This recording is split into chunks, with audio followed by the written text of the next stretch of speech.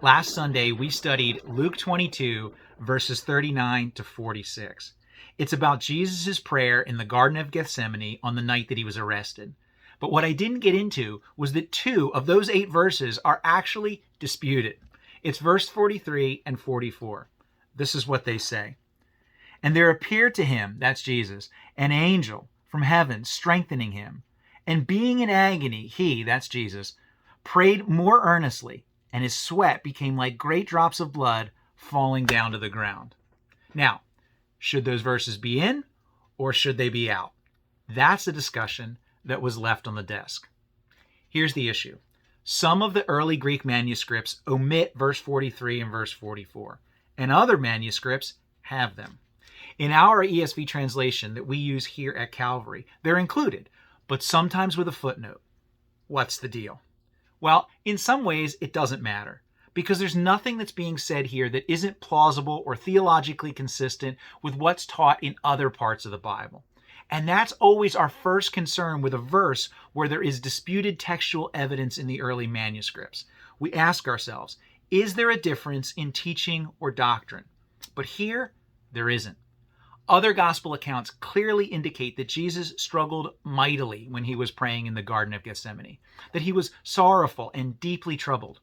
And while Luke is the only account that mentions the drops of blood and the angels, it would be Luke, the physician who had the most interest in the physiological details like that.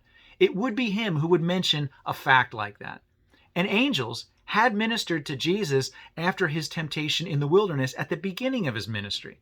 So we have evidence that God sent angels to care for his son in a way just like this. So there's no theological problem or inconsistency with keeping them in. But still, the question's there. Why not just keep them out if it doesn't hurt anything to do so, just to be safe? Well, because it really does seem like they should be in.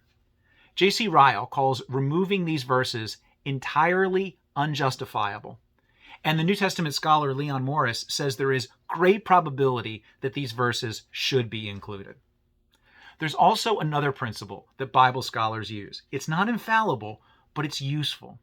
When you have a question about whether a disputed text should be included or not, when there seems to be a difference in early manuscripts, you ask yourself, which would be the easier reading and which would be the harder reading?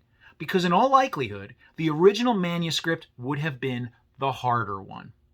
In other words, it would seem here that it would be much easier for a later scribe transcribing the manuscripts to be tempted, maybe with good intentions, but still wrongly, to help Jesus out a little bit here, to protect his reputation. After all, Jesus seems pretty nervous, almost unhinged about what was about to happen to him. And if you watch my sermon from Sunday, you saw that there's actually very good reason for Jesus being like that. But nevertheless, it would be easier in that case to just leave that part out. Much harder to keep it in and face the potential questions about Jesus' character.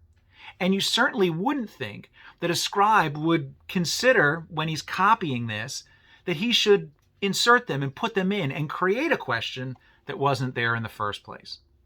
Leon Morris summarizes it like this. He says, there would be every reason for omitting the words if they were original, but it is very difficult indeed to imagine an early scribe inserting them into a text that lacked them.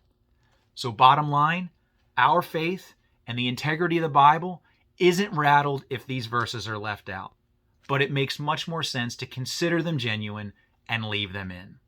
That's what was left on the desk.